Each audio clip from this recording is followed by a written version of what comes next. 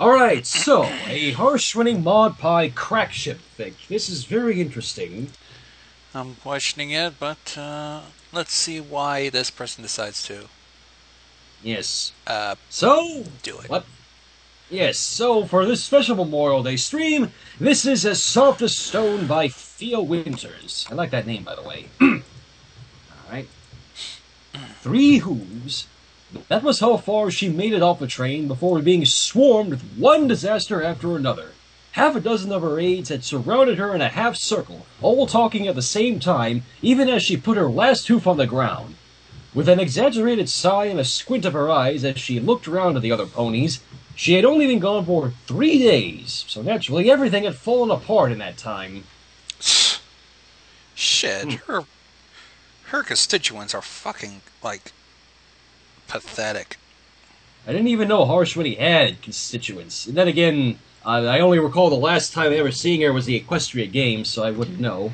Yeah, that's been ages. Mm-hmm. So, wonder what's going on now. What is it now? Miss Harshwitty asked, eyeing all the other ponies. There were a few moments of silence before they all started speaking again, pushing in a bit closer around her. Jesus, one at a time, people! She wasn't truly surprised by the reception. With only 2 days before the start of the Equestria Games, it seemed that everything that had been going so smoothly had fallen apart, so... Alright, so this apparently takes place before the aforementioned episode, so there you go. The more they pushed and yelled, the longer it would take for her to resolve their problems. Without another word, she stepped forward to the first pony and looked at the papers that were dancing in her magical glow. She skimmed over them in a few moments and found the decision an easy one to make.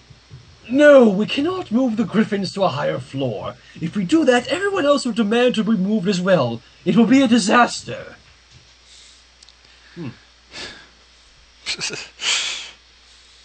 Yeah. With one crisis resolved, she worked her way through the rest. No, the Crystal Heart cannot be moved for the opening ceremonies. If the princess wants a local hero to light the flame, then we'll be happy to arrange it. It's too late to bring it in a special order of grass for the Minotaur delegation. They'll just have to accept the same haze of princesses. Please remind the zebras that magic is strictly disallowed in all non-magical events. That includes good luck potions. Jesus. Well, can't be cheating in a fucking world full of magic. She moved through each issue with quick efficiency, dispatching each issue with only a moment's thought. The last issue was a bit more detailed in nature, and she naturally paused to read it in full, not just skimming over the text. It seemed that there was an unfortunate overlap in 2 events, but that was easy enough to fix. Push the ice archery finals back an hour. That will give everyone the time they need. And before I go, I apologize that my harsh, witty voice is crap, so... Yeah, we don't have any professional ones on hand anyway. Yeah. Well, not everyone. It would mean that there wouldn't be enough time to clean away the laden clouds from the rain-making finals before the last event. There would still be time before the closing ceremonies to clear the sky, but it would be a close thing. Well, that explains the mess. Yeah, where it nearly caused an ice storm of the friggin' games. Yep. Now, is there anything else? She asked the ponies around her. They all shook their heads. She sighed again and rubbed her temple with one hoof. Then why are you still standing here? We've no time to waste. Get onto it! She snapped. A moment later, all the ponies scattered away from her, leaving her alone on the platform.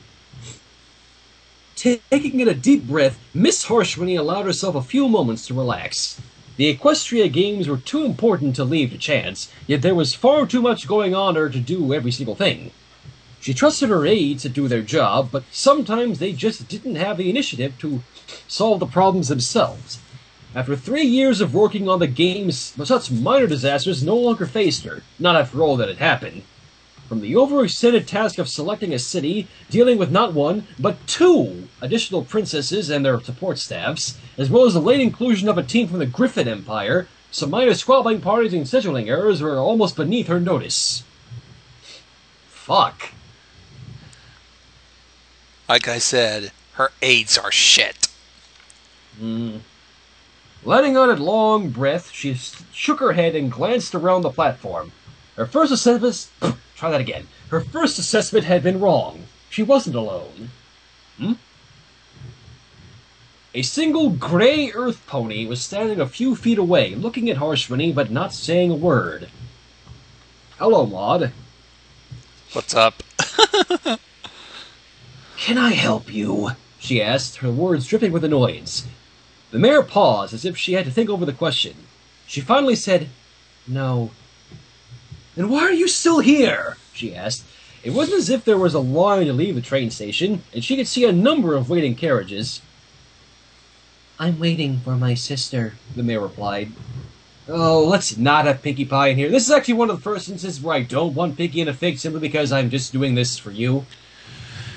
Let's hope we don't bring her in. As she spoke, she motioned outside with her muzzle towards the road to the station. In the distance, she could see the outline of a few approaching ponies, and as if a queue of pink fuck Son of a bitch.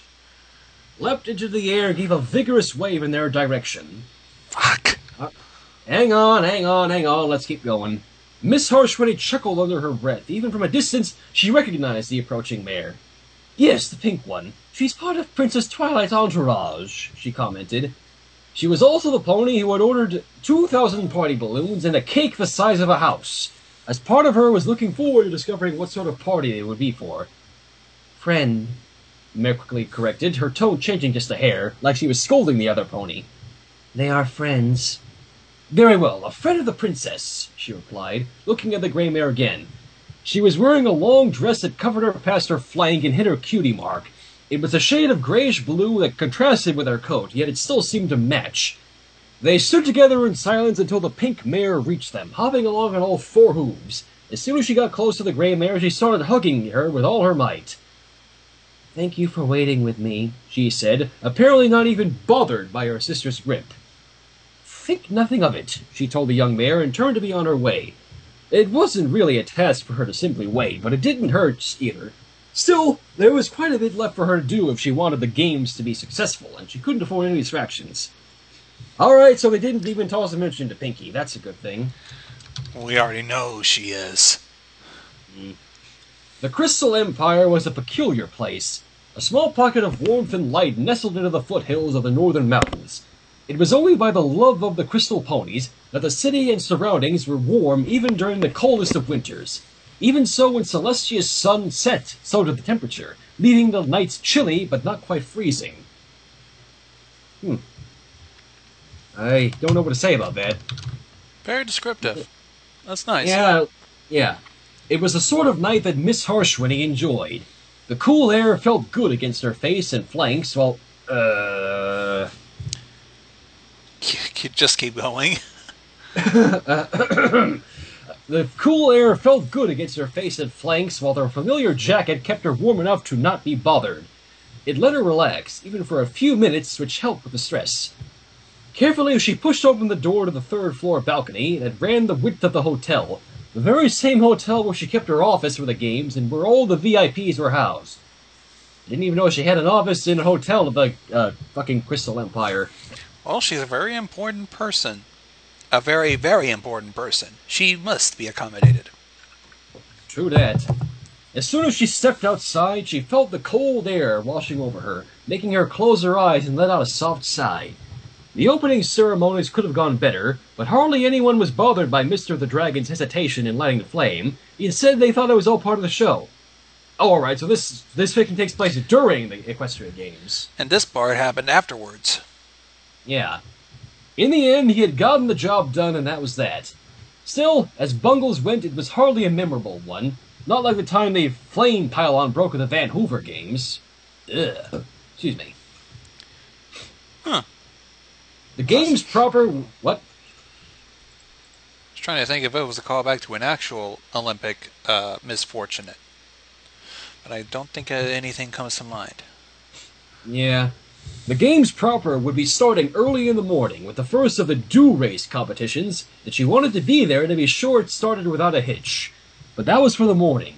For now, she was going to enjoy the brisk, cold evening air before returning to her office to deal with whatever disaster had come up during her short absence. She was a bit disappointed when she heard the door open behind her. All of her aides had been trained not to bother her when she was out on the balcony, not unless it was a risk to life and wing.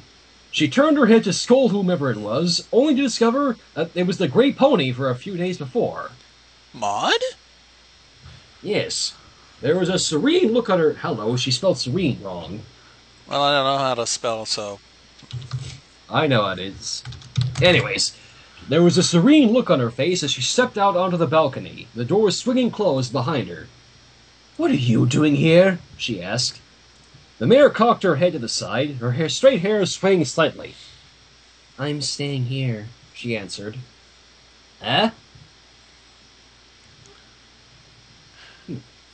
It took a moment for that to sink in, and then Miss Harshwinny felt foolish for having even asked the question. "Yes, your sister is part of the princess is a friend of the princess, and you're staying with her?" The only response was a slight nod as she walked to the edge of the balcony, looking out over the night sky as the aurora danced between the distant peaks. Planting her hooves onto the ground as she seemed to freeze in place, staring intently into the distance. The only sign that she was a pony and not a statue was a slight twitching of her tail and the occasional blink of her eyes. Pardon me.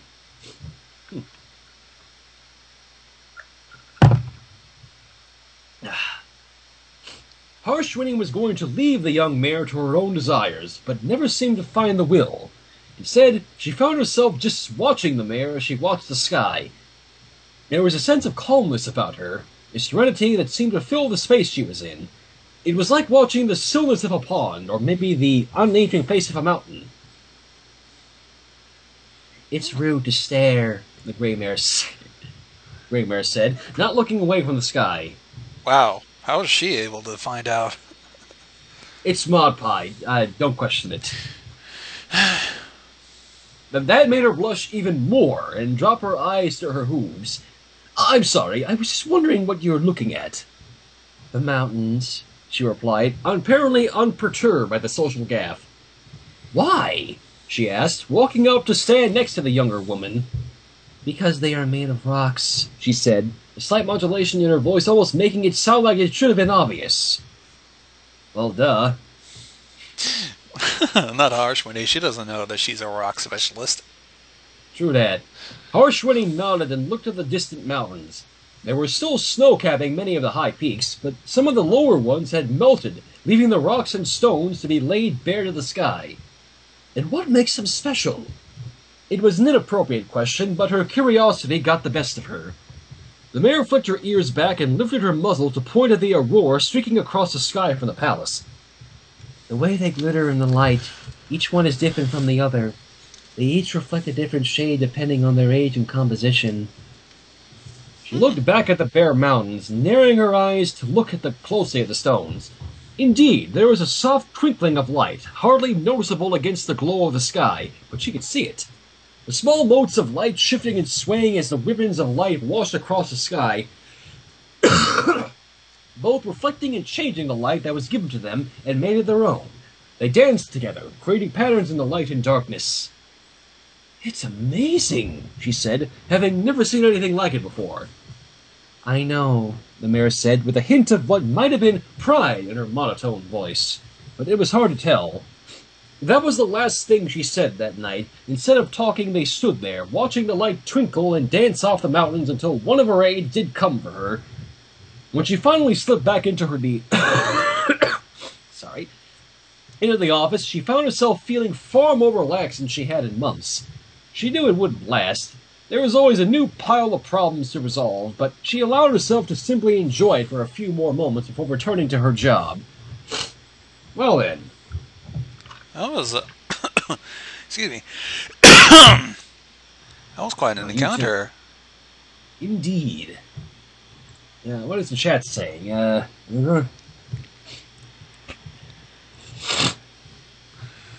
whatever.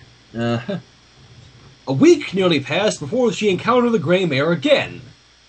She was talking with her sister as they walked through the crowd, the pink mare having to force her way through while they simply parted around her sister.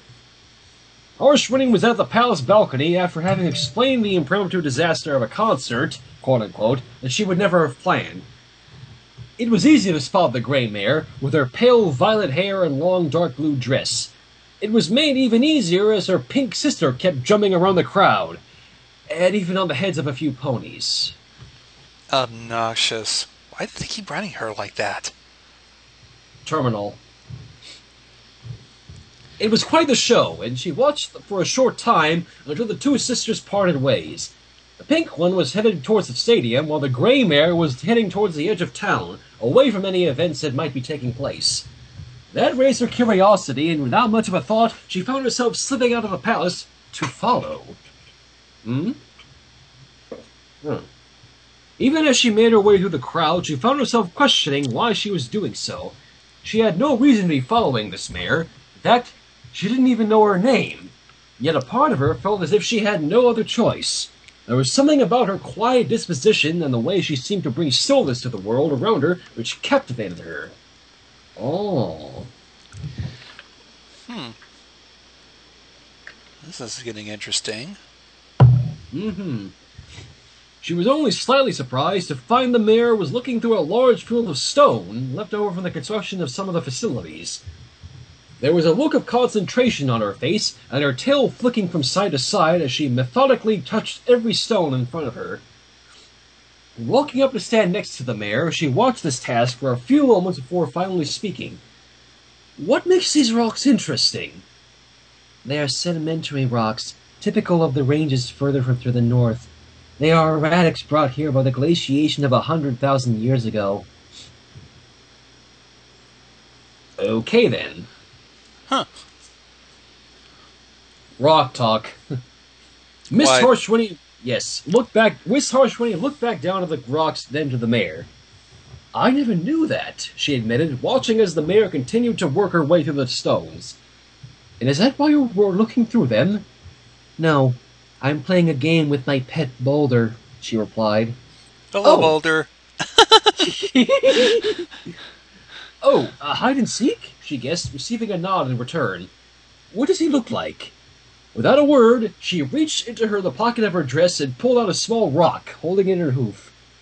"Like this." All she could do was raise an eyebrow. A pet rock. Somehow that seemed to be a perfect fit for the stoic mare, and as pets went, a pet rock would be rather self-sufficient. "Just like that?" "Yes, this is his long-lost twin, Igneous. We just found him yesterday," she said, rolling the stone in her hooves before tucking it back into her dress.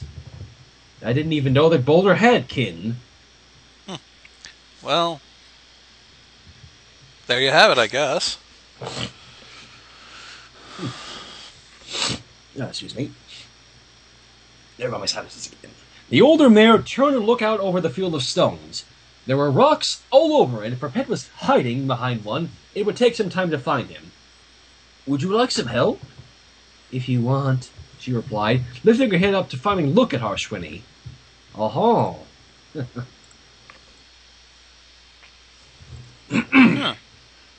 Okay. In all honesty, she didn't have the time to spend searching for a rock in a field of rocks, but she found herself nodding her head and turning her attention to the stones in the field, gently pushing over one at a time. After a few moments of silence, she felt the need to speak. "I never introduced myself to you. I'm Olympia Harshwini." Olympia? I didn't even know Harshwini had a first name. She doesn't, according to the canon. But we just made up her first name anyway, just to replace the Mrs. Hell, I went with Juniper. Interesting. It was rare for her to tell someone her first name, but it felt right in this case. "Maud Pie, and it's a pleasure to meet you," she replied, although with her flat tone it sounded almost like sarcasm, and yet it still managed to be sincere. It's hard to tell with her. It's kind of hard to read her. Yeah, how much is true. With that out of the way, the two mares returned to the task of locating the hiding boulder, and neither one finding a need to say a further word. What do you want? Sorry, Steam Chat. She found, It seemed natural for Maud. Thank you. It seemed natural for Maud. She was almost like a rock herself, yet still had a warmth to her that seemed to be hidden under the apparently muted emotions. Yet the more she saw the mare, the better she could read the little things about her. The cat of her ears, the flick of her tail, the way her eyes seemed to flash for just a moment.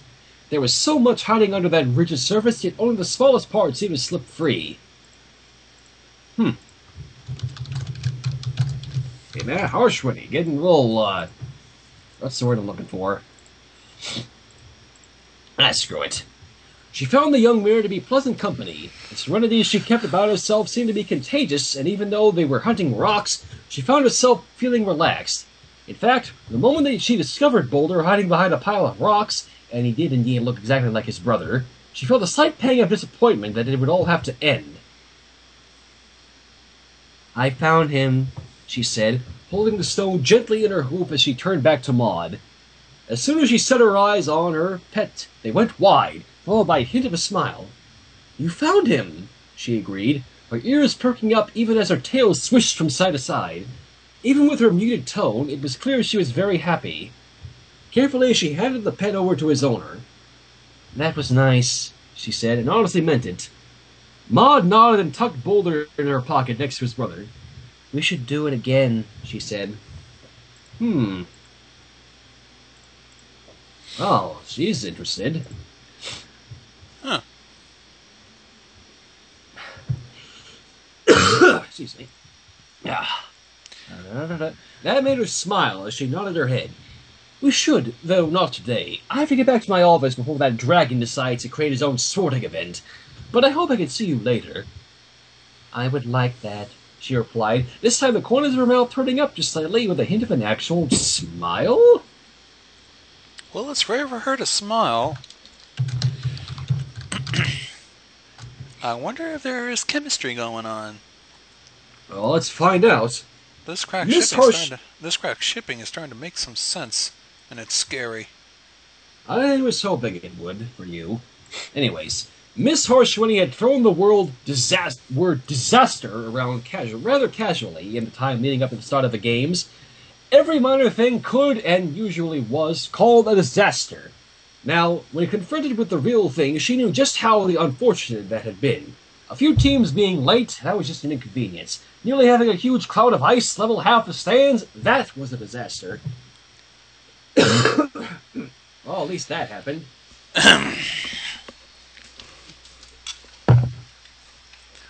She felt numb as she went through the emotions, checking over all the Pegasi who had helped to make sure no one was injured, conferring with the judges, and finally announcing that the ice archery event would resume in a short time.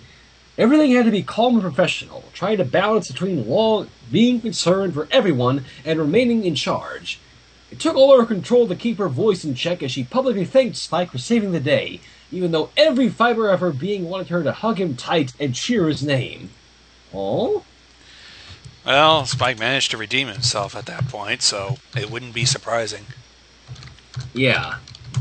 I wonder why we didn't see that in the actual episode, but oh well. When the last speech had finally been given, she found herself walking off the field and into the back hallways of the stadium. As soon as she was out of sight of the crowds, her confidence deflated, and she sank down against one of the plain stone walls. Her whole body ached, not with pain, but something far worse. Poor girl. Closing her eyes, she dropped her head against her hooves and let her ears sink down into her hair. She couldn't help but wonder how much of this was her fault. Had she been too focused? Too driven? Could she have been Try that again. Could she have prevented this if she had only slowed down and paid more attention? Was she too selfish? The possibilities rocked in her mind, making her head spin. Suddenly, a familiar voice asked, "Olympia?"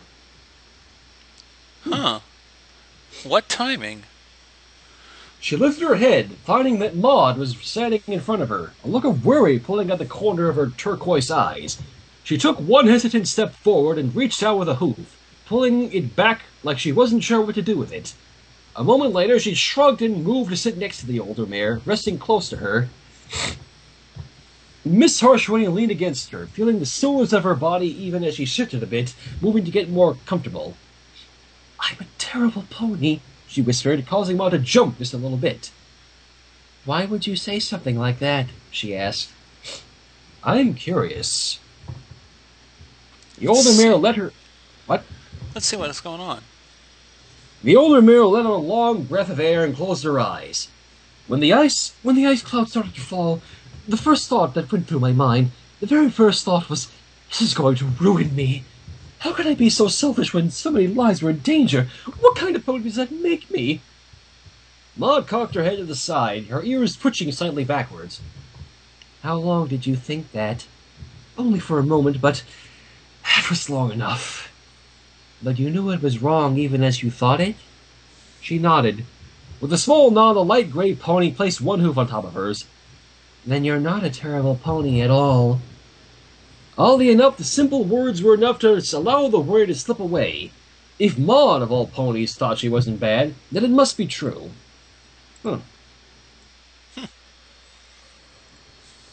Thank you, she said.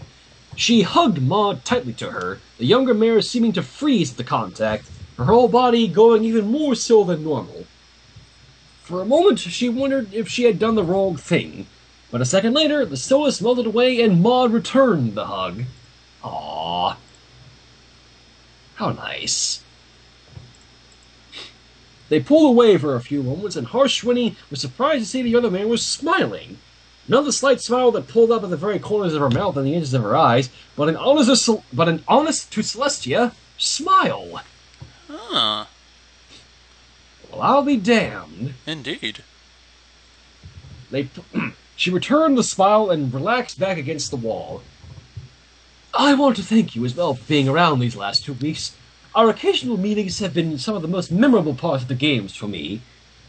Maud nodded, the smile melting away to its usual subtlety.